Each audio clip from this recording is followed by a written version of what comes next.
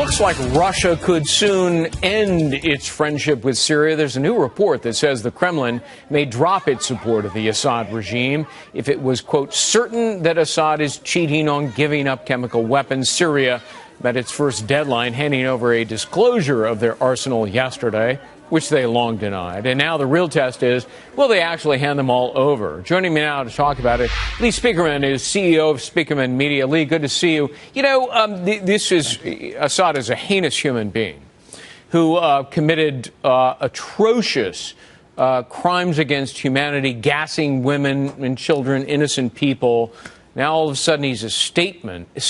And does it seem to you as if the Obama administration sort of endorses that?